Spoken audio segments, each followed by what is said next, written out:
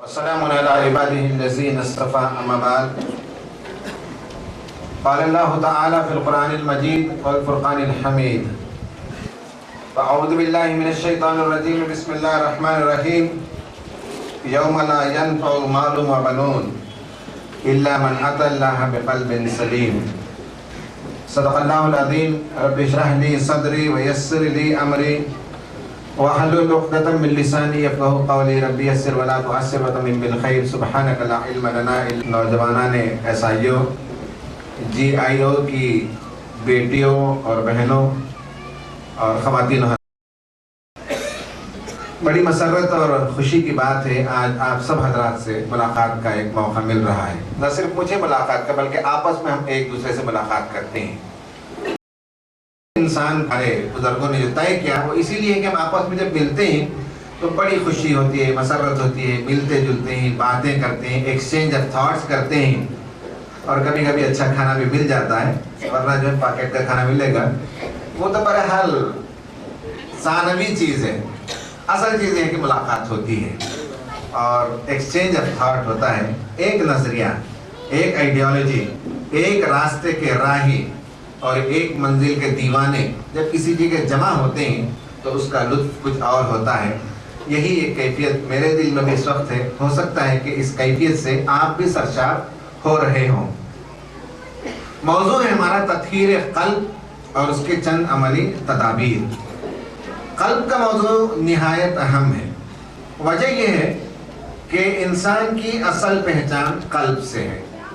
آدمی کا قلب درست ہو تو انسان درست ہوتا ہے۔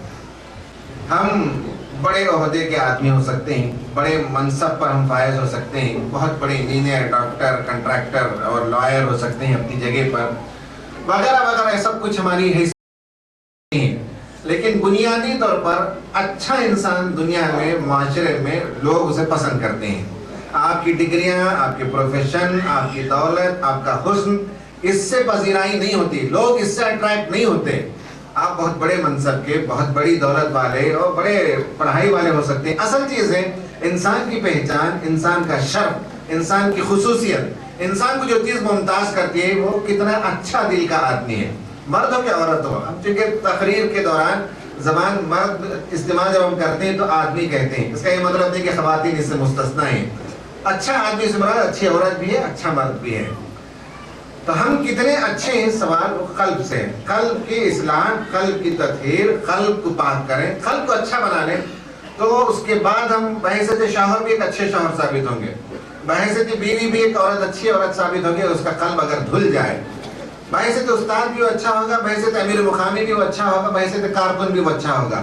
قلب کی دھلائی، صفائی، پاک صاف کر دیا جائے تو پھر ہم مختلف حیثیتوں میں ہماری شخصیت نکھر جائے گی، سدھر جائے گی اور سنور جائے گی۔ سوال یہ کہ قلب سے مراد کیا ہے؟ پیچیدہ سوال ہے یہ، قلب کس کو کہتے ہیں؟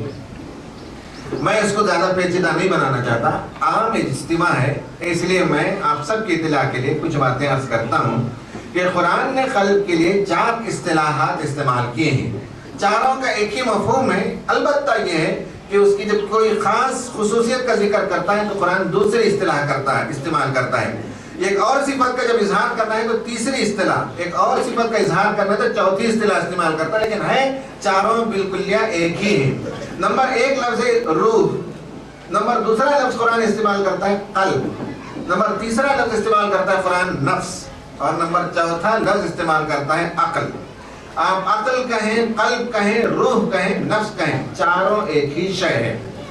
اصل میں انسان کا ایک ظاہری وجود ہے اور اسی قد و قامت کا ایک انسان اندر بھی پایا جاتا ہے۔ امین الحسن جسے آپ باہر سے دیکھتے ہیں، ایک امین الحسن اندر بھی ہے اور وہ غیر مرئی ہے، انویزیبل ہے، جو آپ کو نظر نہیں آتا۔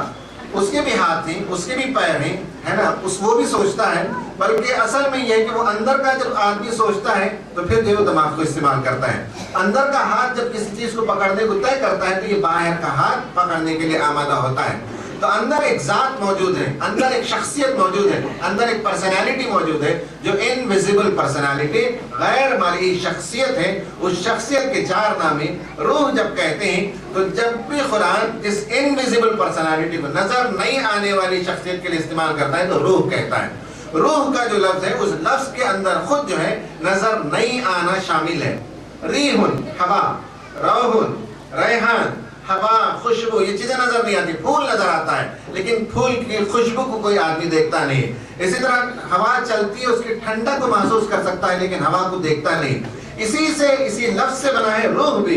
یعنی انسان کا چلنا پھرنا اٹھنا بیٹھنا بات کرنا تو نظر آتا ہے لیکن اصل میں جو چیز، جو ڈرائیونگ فورس ہے، جو انرجی ہے اندر سے، وہ ہے روح. قرآن نے لفظ استعمال کیا روح. یہ ریحن سے، ریاحن سے، ریحان سے یہ لفظ بنتا ہے جس میں نظر نہیں آئے، خوشبو نظر نہیں آتی، ہوا نظر نہیں آتی ہے. اسی طرح روح نظر نہیں آتی ہے. جب بھی انسان کے غیر نظر نہیں آنے والے پہلو کا تذکرہ کرے گا قرآن روح کا لفظ استعمال کرتا ہے. قرآن میں یسألونک عن الروح، سورہ بنی اسرائیل کے اندر یہ بات آئی ہے. ایک اور جگہ کا وَنَفَخْتُ فِيهِ مِن رُوحِي، میں اپنی روح جب آدم کے پتلے کے اندر پھونک دوں تو تم سب اس کے سامنے سجدے میں گر جانا. فرشتوں کو حکم ہوا تھا. یہ پہلی اصطلاح ہے. دوسری اصطلاح قرآن استعمال کرتا ہے قلب کا.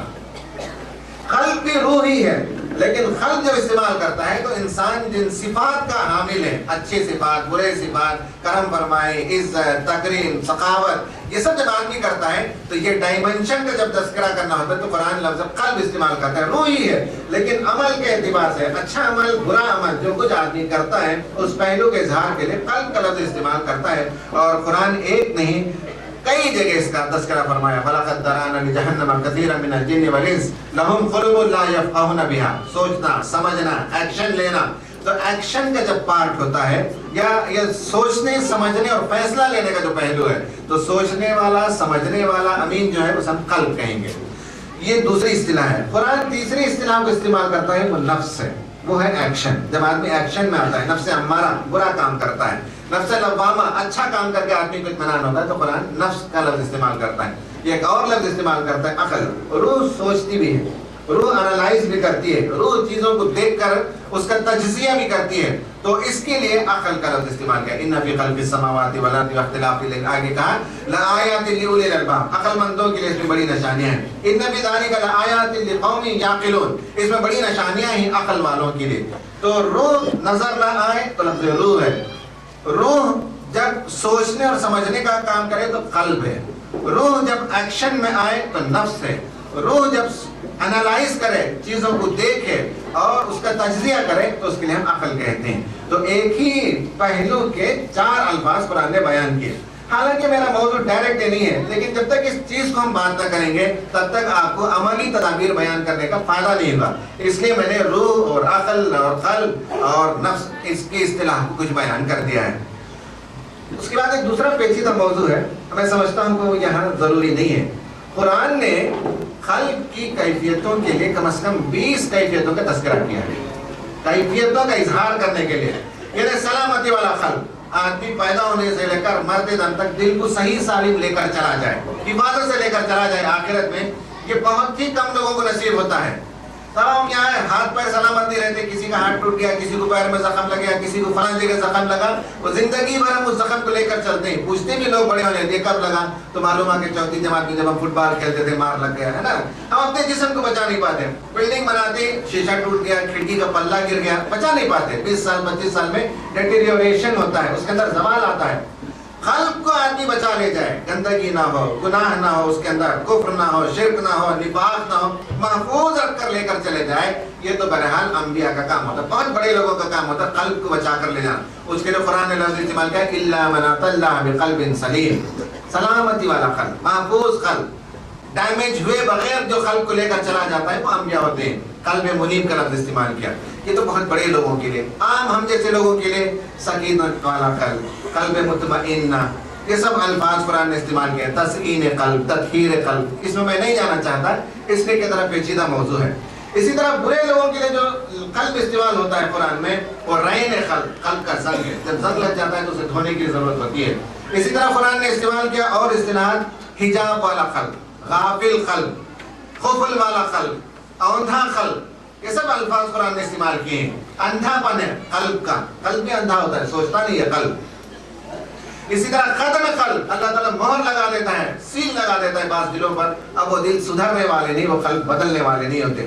اسی طرح قرآن استعمال کرے طبع قلب، खत्म कल्ब, तबाह कल्ब। और आखिरी पोजीशन होती है कल्ब खासिया, जिसका दिल पत्थर हो जाए, पिघलता नहीं, तो वो पत्थर दिल के लिए अब कोई इस्लाह का कोई जरिया नहीं है। तुम क़सत क़ुलूबुकुम मिन बादि ज़ालिका फ़हिय कल हिजारति और अशद्दु क़स्वा। कुरान ने कहा यहूद के जो उलमा थे बिलखुसूस, उनके बारे में ये लफ्ज़ इस्तेमाल किया कि अब इनको कुरान आ जाने के बाद न तौरात से इन्होंने सबक हासिल किया, न कुरान से सबक हासिल किया, इनके दिल पत्थर हो चुके हैं, बल्कि पत्थर से भी ज्यादा सख्त, इसलिए कि पत्थर में से आबशार निकल जाते हैं, पत्थर से झरने निकल जाते हैं, पत्थर खुदा के खौफ से गिर पड़ते हैं, इनके दिल उससे ज्यादा सख्त हो गए।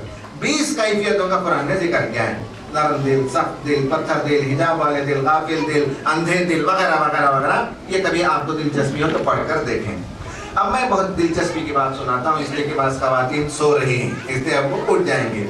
इंटरेस्टिंग बात उनको बताता हूँ कि हमारे कल्ब को कैसे पहचाने, इसके अंदर बास क़ुव्वतें, आप इसको पहचान लें तो कल्ब को कैसे हम इस्लाह करें, दिल की तत्हीर कैसे करें, उसको पाक साफ कैसे करें, आप समझ सकते हैं। इमाम गज़ाली रहमतुल्लाह अलैह ने कल्ब के अंदर जो क़ुव्वतें होती हैं, जो कैफियतें होती हैं, जो जज्बात होते हैं, उन जज्बात को उन्होंने डिवाइड किया, तकसीम करके बताया कि कल्ब के अंदर 4 क़ुव्वतें मौजूद होती हैं हर कल्ब के अंदर। उन्होंने जो अल्फाज इस्तेमाल किए वही अल्फाज मैं इस्तेमाल करता हूँ, हो सकता है कि आपको बुरा लगे, लेकिन उन्होंने यही लफ्ज़ इस्तेमाल किया।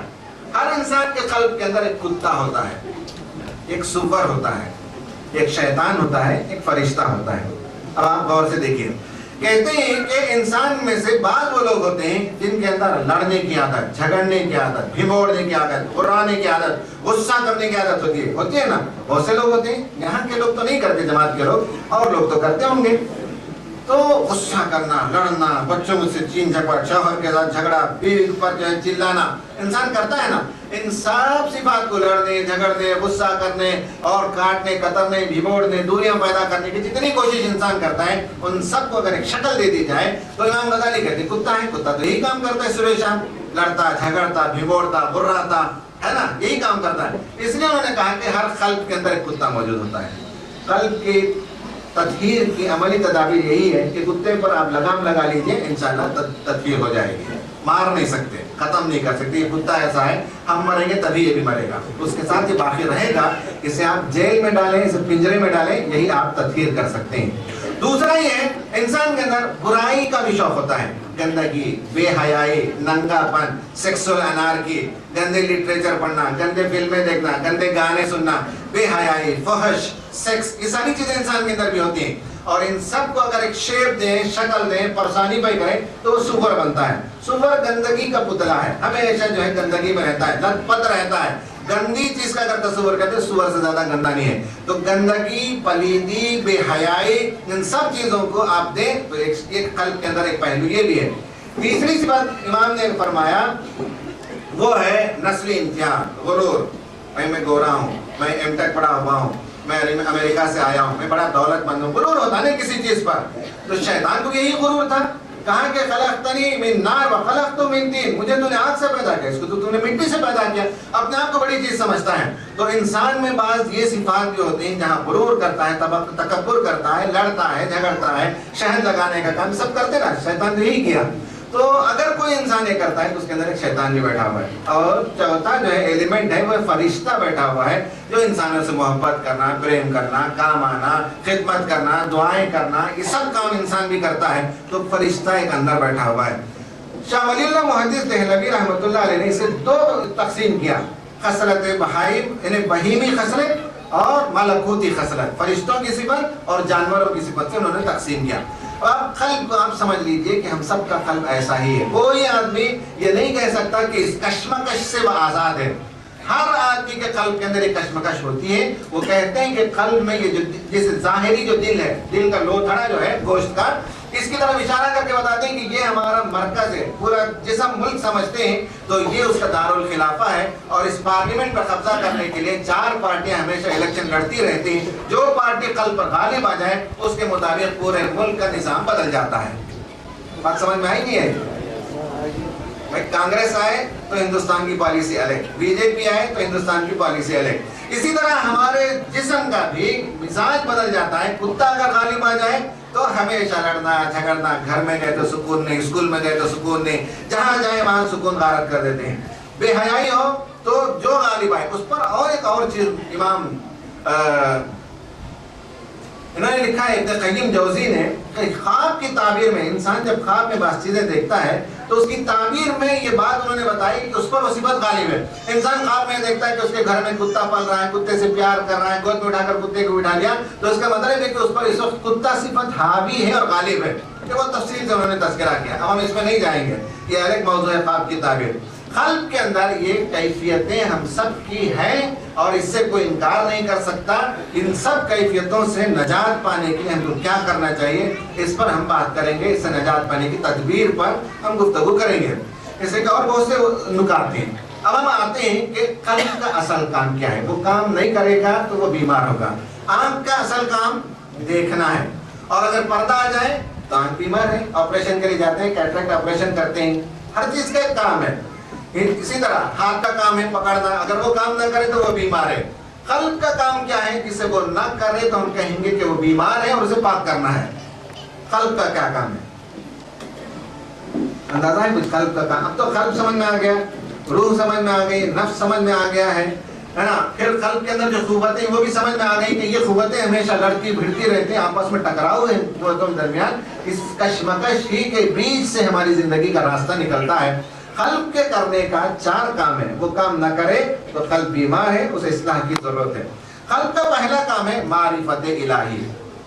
بیل کو معرفت الہی نہیں ہے, بھینس کو معرفت الہی نہیں ہے. عقل ہے اس کی عقل, لیکن وہ ایک عقل الگ چیز ہے.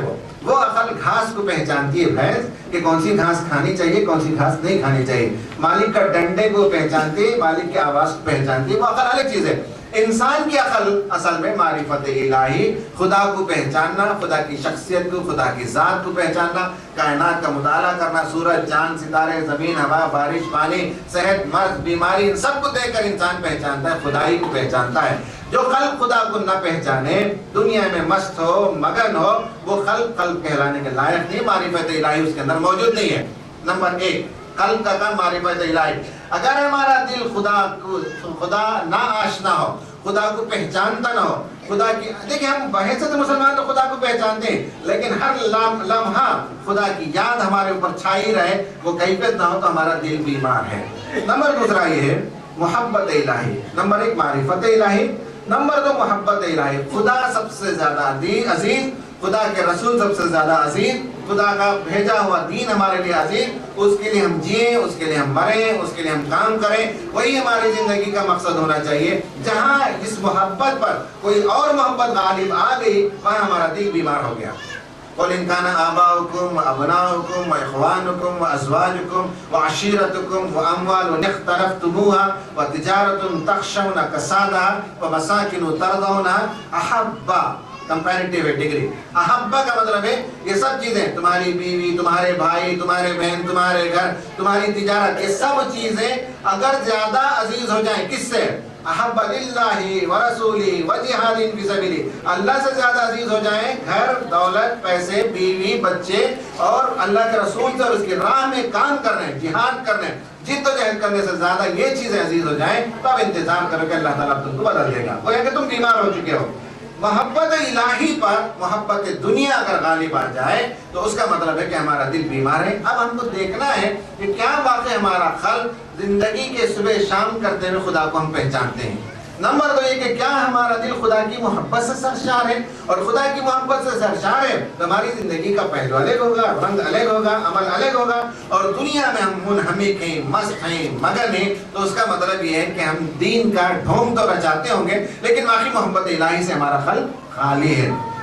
نمبر 3 یہ ہے قلب کا کام ہے عبادت الہی. اسی کام کے لیے انسان کو پیدا کیا, روح دیا اللہ تعالیٰ نے. اگر یہ روح نہ دیتا تو بیل بکری ہو جاتے, اور بیل بکری کو جو ہے اللہ تعالیٰ نے جبرن عبادت پر پیدا کیا. وہ ارادتاً عبادت نہیں کرتے, وہ عبادت نہیں کرتے. قرآن نے لفظ استعمال کیا ان کے لیے عبادت کرنے کا, وہ تو جبری طور پر ان کی بناوٹ ویسی ہے, وہ خدا کے آگے سر نگو ہیں, ورنہ ارادے سے وہ خدا کی عبادت نہیں کرتے. روح کو اللہ تعالیٰ نے پیدا کیا تاکہ عبادت کریں, جس میں نماز روزہ زکوٰۃ حج بھی شامل ہے, انسانوں کی خدمت اور دیگر چیزیں جتنی قرآن نے بتائی وہ سب عبادت ہے. خدا کے احکام کے مطابق شادی, بچہ جننا, بچوں کو پالنا, بچوں کی تربیت کرنا, سب عبادت میں شامل ہے.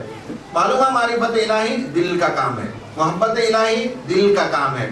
اور اس کے بعد عبادت الہی دل کا کام ہے، اور چوتھا کام ذکر الہی اللہ کی یاد اور اس سے لذت پانا، ذکر اللہ۔ بہت سے ذکر اللہ کی کیفیتیں آگے ہم بات کریں گے۔ یہ 4 کام ہیں ہماری روح کے کام، ہمارے قلب کے کام۔ یہ کام اگر ہم کر رہے ہیں تو ہم صحت مند ہیں، اور یہ کام ہم نہیں کرتے تو ہمارا دل بیمار ہے۔ اب ہم کو جائزہ لینا ہے کہ واقعی اگر ہمارا دل بیمار ہے تو پھر اس کا علاج ہم کیسے کریں، دل کو کیسے ہم اس کام کی طرف لائیں جس کام کے لیے وہ پیدا کیا گیا ہے۔ دیکھ سر، پیٹ کتنا ہے پورے جسم میں؟ 5.5 فٹ 9 انچ کا ہوں میں، اور پیٹ کتنا ہے ڈاکٹر صاحب بتائیں گے؟ اندر سے پیٹ تو ہم کتنا بڑا دکھتا ہے، اندر جو پیٹ ہے ہمارا وہ چھوٹا ہے، 8-10 انچ کا ہے۔ 8-10 انچ والا جو عضو ہے وہ ہماری زندگی کا 12 گھنٹے لیتا ہے، ہماری زندگی کا 12 گھنٹے وہ لے لیتا ہے۔ اور اتنا ہی بڑا عضو قلب بھی ہے، اتنا ہی بڑا عضو دل بھی ہے، یہاں عقل بھی ہے۔ ان سب کے لیے ہمارے پاس وقت نہیں ہے۔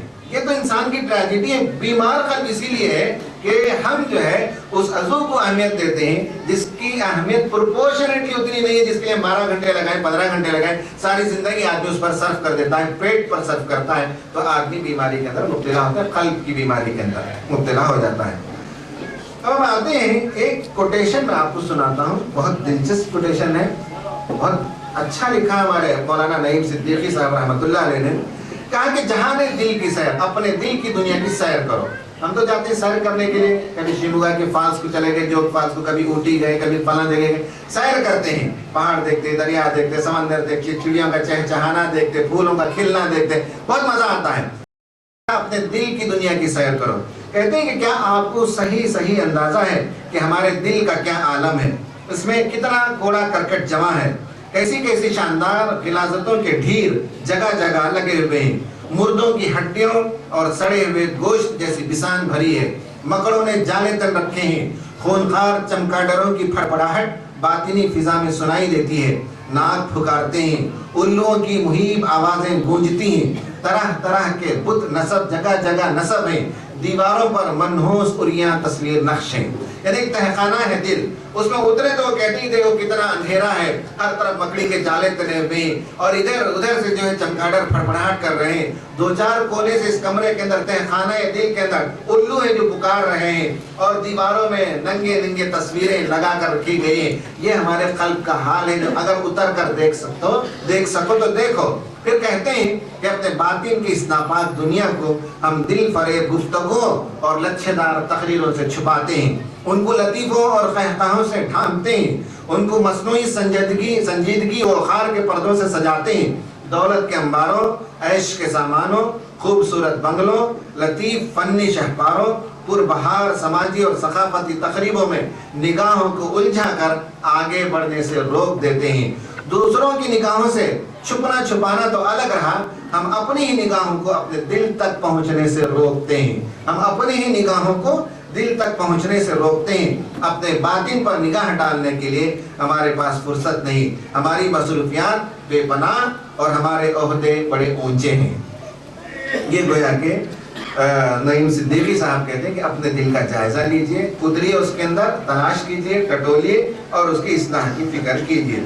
اب میں اپنے موضوع کے آخر پوائنٹ کی طرف آتا ہوں کہ ہم اپنے عیوب کو کیسے چینج کریں، کیسے ہم بدلائیں۔ پہلی بات یہ ہے کہ قلب کی بیماری، تطہیر قلب، اصلاح قلب کے لیے اسلام نے جو اصول وضع کیے ان میں سے پہلا اصول یہ ہے کہ عبادات کے ذریعے سے آدمی اپنے دل کی بیماریوں کا علاج کرتا ہے۔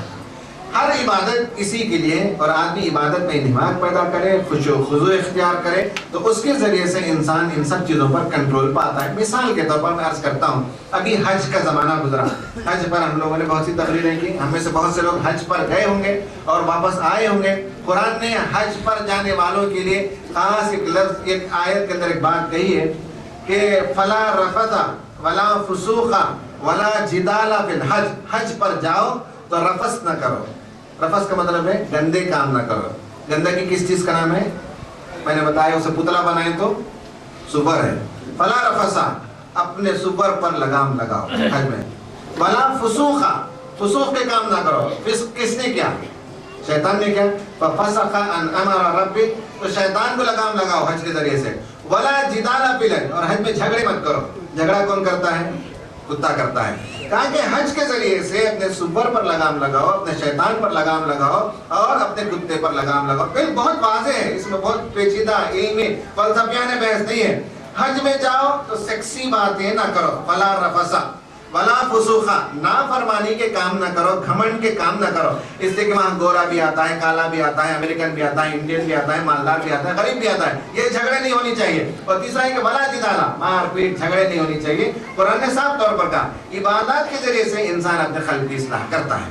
نماز ہے, نماز میں آپ جا کر کھڑے ہوتے ہیں, وہاں بھی یہی چیزوں پر پابندی لگائی جاتی ہے. قرآن نے کہا نا کہ ان الصلاۃ تنہی عن الفحشاء والمنکر, نماز تو فحش اور منکرات سے روکتی ہے. جو آدمی نماز پڑھتا ہے وہ اپنے خنزیر کو لگام لگاتا ہے. ٹھیک ہے, نماز میں جب آدمی کھڑا ہوتا ہے تو ایک ہی صف میں کھڑے ہو گئے محمود و عیال. تو مالدار بھی اور غریب بھی جب کھڑا ہو گیا تو شیطان کو وہاں کھیلنے کا موقع نہیں ملا کہ میں بڑا میں چھوٹا ہوں, لگام لگا دیتا ہے. نماز کی یہ بڑی خوبی ہے کہ لگام لگا دیتا ہے, شیطان وہاں آگے نہیں بڑھتا. محترم ہمارے شبیر خان صاحب ایک واقعہ سناتے ہیں کہ جماعت کے کسی پروگرام میں گورنر تھے خورشید عالم صاحب. خورشید عالم صاحب کو لینے کے لیے گئے پروگرام میں. جمعے کا وقت تھا, وہیں سیکریٹریٹ کے پاس ایک مسجد ہے وہاں. تو خورشید عالم صاحب بحیثیت گورنر وہاں مسجد میں گئے نماز کے لیے اور ایک کھمبے کے پاس بیٹھ گئے. اسی کھمبے کے پاس 2-3 لوگ کمانڈوز جو ہوتے ہیں گن وغیرہ لے کر کھڑے ہو گئے. شبیر خان صاحب بھی بازو ہی میں تھے. اب جب سب بندی ہونے لگی تو لوگ آگے چلے گئے, خان صاحب بھی آگے نکل گئے, سب بنتے نا آگے. اب گورنر صاحب اس لیے آگے نہیں جانا تھا چاہتے تھے کہ ان کے کمانڈوز بھی وہیں تھے, وہ پلر کے پاس ذرا محفوظ کھڑے ہوئے. تو کہتے ہیں کہ گورنر صاحب کے بازو پیچھے ایک فقیر تھا, بڑا پوٹلی رکھا ہوا بیٹھا تھا. نماز کے فوراً بعد بھیک منگتے نا, انہیں کیا کرا, پورا پوٹلی اٹھا کے لپٹا سر, بازو آ کر کھڑا ہو گیا. خورشید عالم صاحب کے بازو آ کر کھڑا ہو گیا. ششتر رہیں گے سیکیورٹی گارڈز, ہٹا نہیں سکتے مسجد میں کہ گورنر کے بازو ایک فقیر کھڑا ہے اور اپنی میلی پوٹلی رکھ کر کھڑا ہوا ہے. کسی کے مجال لینا گورنر صاحب ہٹا سکتے ہیں, نہ کمانڈوز ہٹا سکتے ہیں. اور سلام پھرنے کے بعد خورشید صاحب بھی جلدی نکلے اور فقیر بھی جلدی نکل گیا, اسے بھیک مانگنا تھا. تو اسلام کی یہ خوبی ہے کہ صاحب کوئی آدمی اس معاملے میں تفاخر نہیں کر سکتا. عبادات جو ہے وہ انسان کے قلب کی اصلاح کرتے ہیں, بشرطے کہ ہماری عبادتیں ویسی ہوں, ہماری نمازیں ویسی ہوں. خرم مراد رحمۃ اللہ علیہ کا ایک چھوٹا سا کتاب ہے, نماز میں خشوع خضوع کیسے پیدا کریں. اس کتاب جو آپ پڑھیں تو آپ کو معلوم ہو جائے گا کیسے اس کی اصلاح ہوتی ہے. نمبر دوسری چیز ہے کہ صحبت, اچھی صحبت میں رہیں. چٹھی دینے والے کون ہیں؟ ہو گیا وقت 2 منٹ میں سوال جواب کا لکھیے, میں چٹھی ہاتھ میں رکھیں. دوسری جو تدبیر ہے وہ صحبت صالح, یہی ہے جماعت میں جو فراہم کیا, اچھے لوگوں کی صحبت, نیک لوگوں کی صحبت, بزرگوں کی صحبت, صاحب علم لوگوں کی صحبت اختیار کرتے ہیں. دل کے اندر ایک تازگی آتی ہے, ایمان کا نور چمکتا ہے اور قلب کی جو گندگی ہے, برائی ہے, اس پر تھوڑا سا ہم ڈھکن لگاتے ہیں سارے دست. پھر مستقل ہم صحبت اختیار کرتے رہیں تو وہ برائی کم سے کم تر ہو جاتی ہے اور اس کی قوت کمزور ہو جاتی ہے, وہ آگے بڑھ کر وہ برائی ہم سے مطالبہ نہیں کر سکتی ہے. تیسری چیز ہے ذکر الہی, جس کا میں نے ذکر کیا. نماز, قرآن, دعا, ذکر اللہ, تسبیح, یہ سب وہ کام ہیں جن کی تفصیلات ہیں الگ سے. جب آدمی ان چیزوں پر غور کرتا ہے, کام کرتا ہے, نماز پڑھتا, قرآن پڑھتا, ذکر کرے, دعا کرے, تو اس سے بھی قلب کی تطہیر ہوتی ہے. اور چوتھی اور آخری چیز ہے موت کی یاد. موت کو آدمی یاد کرے. موت کو یاد کرنے کے بہت سے طریقے ہیں, ان میں سے ایک طریقہ ہے کہ قرآن کو روزانہ پڑھتے ہیں. جہاں جہاں موت کا, جنت کا, آخرت کا, جہنم کا ذکر ہے وہاں پڑھیں, لرز جائیں, کام جائیں, قلب وہاں نرم ہو جاتا ہے. دوسرا موت کو یاد کرنے کا طریقہ یہ کہ اپنے مرے ہوئے لوگوں کو یاد کریں. بہت بڑے آدمی تھے محلے کے, بہت بڑے شیخ تھے, بہت بڑے رئیس تھے, آج ان کی خبر پر کوئی دھول جھاڑنے والا, کوئی فاتحہ خوانی کرنے والا وہاں موجود نہیں. آدمی معلوم ہوتا ہے بہت بڑے صاحب تھے. تیسرا یہ کہ اب رشتہ داروں کی میت میں شریک ہو, کوئی بھی رشتہ دار ہو, محلے والے ہوں, آدمی میت میں شریک ہوتا ہے تو اس کا دل نرم ہوتا ہے. اور قبرستان کی زیارت کرنا, نبی صلی اللہ علیہ وسلم اس کی تعلیم مردوں کو دی, عورتوں کو نہیں. اس معاملے میں قبرستان جائیں, سلام کریں وہاں قبر والوں کو اور کہیں کہ آپ آگے جا چکے ہیں, پیچھے ابھی آنے والے ہیں, ہماری بھی باری لگے گی, ہمارا بھی وقت لگے گا, ہم تمہارے لیے بھی مغفرت کی دعا کرتے ہیں, ہمارے لیے بھی مغفرت کی دعا کرتے ہیں. موت کی یاد, اس سے آدمی کا دل نرم ہوتا ہے, اس سے آدمی جو ہے اپنے قلب کی صفائی اور اصلاح کا کام کرتا ہے. حالانکہ موضوع تھا کہ آپ کو عملی تدابیر بتائی جائیں. لیکن میں نے جن چیزوں کا تذکرہ کیا وہاں عملی تدابیر نہ بھی ہوں تو آپ نے قلب کی کیفیت کو پہچان لیا، اور اب آٹومیٹیکلی آپ پہچان سکتے ہیں کہ کہاں آپ کے قلب کے اندر کون سی قوت زور لگا رہی ہے، اس قوت کو آپ دبا سکتے ہیں، اس موزور جانور کو آپ لگام لگا سکتے ہیں۔ اس لیے میں نے ذری وضاحت کے ساتھ قلب کی کیفیت کا نقشہ کھینچا، اور عملی تدابیر میں نے کچھ چیزیں اشارتاً کہی ہیں، انشاءاللہ اور موقع جب بھی ملے گا تو اس پر تفصیل سے بات ہوگی۔ اللہ تعالیٰ سے دعا ہے کہ اللہ تعالیٰ ہم سب کو قلب سلیم عطا فرمائے اور خدا کی طرف رجوع ہونے والا دل عطا فرمائے، اور گندگی سے اللہ حفاظت فرمائے، اور پتھر دل بن جانے سے اللہ تعالیٰ ہماری حفاظت فرمائے۔ آمین وآخر دعوانا ان الحمدللہ رب العالمین۔